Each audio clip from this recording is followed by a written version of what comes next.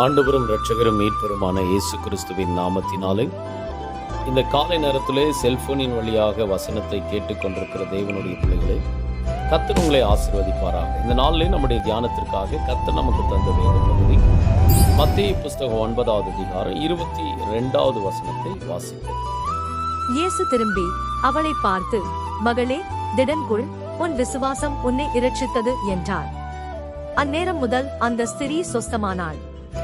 எவ்வளவு அற்புதமான வார்த்தை இது! காசு பணம் தராதது, ஒரு டாக்டர்னால தர முடியாதது, ஒரு வைத்தியனால தர முடியாதது, ஒரு விசுவாசம் ஒரு பெண்ணுக்கு கொடுத்திருக்குது. என்ன அப்படின்னா சுகம்.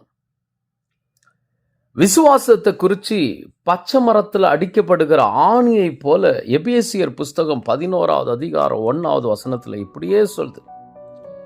விசுவாசம் என்பது நம்பப்படுகிறவைகளின் உறுதியும் காணப்படாதவைகளின் நிச்சயமாயிருக்கிறது.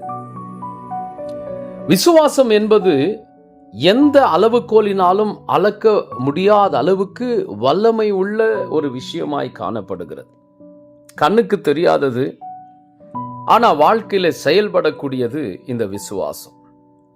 இந்த பெண் 12 வருஷமா பெண்களுக்கு மாதம் மாதம் வருகிற சராசரியான மாத பிரச்சனை இந்த பெண்ணுக்கு இருந்துச்சு.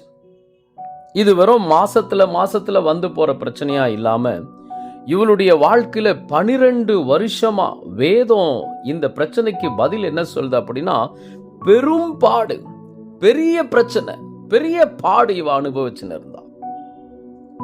நம்முடைய பிள்ளைகளுக்கு 1 நாள் 2 நாள் இந்த பிரச்சனை வரும்போது மூளையில சுரண்டு படுத்துக்குவாங்க. எத்தனையோ வாட்டி, ஆண்டவரே என் பிள்ளைங்க இப்படி இருக்குதே அப்படின்னு சொல்லி வருத்தப்பட வேண்டிய சூழ்நிலை வரும்.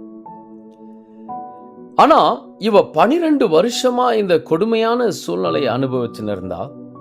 எவ்வளோ பணத்தை பைபிள் இப்படி சொல்லுது, தன் ஆஸ்திகளை எல்லாம் விற்று அதை கொண்டு போய் வைத்தியரிடத்துல செலவழித்து அவ எப்படியாவது சுகம் அடையட்டுமே அப்படின்னு ட்ரை பண்ணி கூட பார்த்து சற்றாகிலும் சுகமடையாமல் அவளுடைய வாழ்க்கையில இந்த பெரிய பாடை சுமந்து கொண்டிருந்தாள்.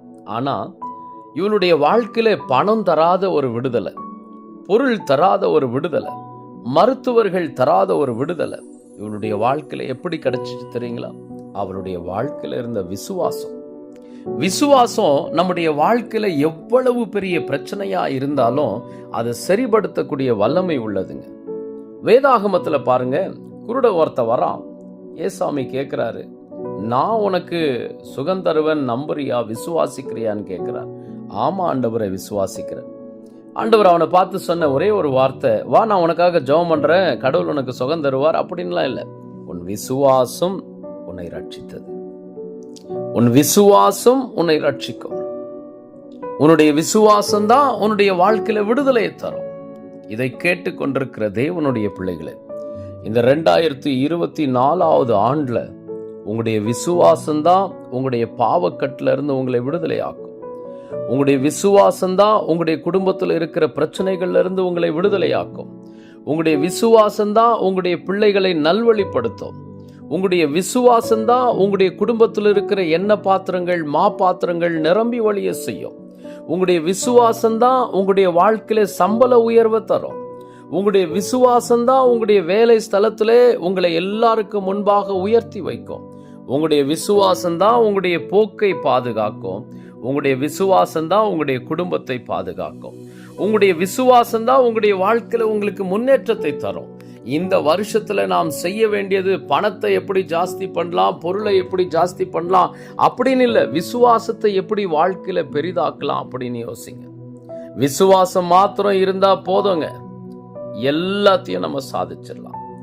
மலையை பார்த்து பேசலாம், நீ பெயர்ந்து போய் சமுத்திரத்திலே தள்ளுண்டு போ அப்படின்னு சொன்னா, உன்னுடைய இருதயத்திலே சந்தேகப்படாம நீ சொல்லும் பொழுது அப்படியே உனக்கு ஆகும் அப்படின்னு வேதாகமும் சொல்லும். இதை கேட்டுக்கொண்டிருக்கிற தேவனுடைய பிள்ளைகளே, இன்னைக்கு ஒருவேளை நீங்க விசுவாசத்துல குறைபட்டவர்களாயிருந்தா உங்களுடைய இருதயத்தை விசுவாசத்திற்கு நேரா திருப்புவீங்களா? கர்த்தர் உங்களுடைய விசுவாசத்தை பலப்படுத்தி உங்களுடைய வாழ்க்கையை திடப்படுத்தி முன்னோக்கி ஓட கர்த்தர் உங்களுக்கு பலன் தரப்போகிறார். கர்த்தர் உங்களை ஆசீர்வதிப்பார்.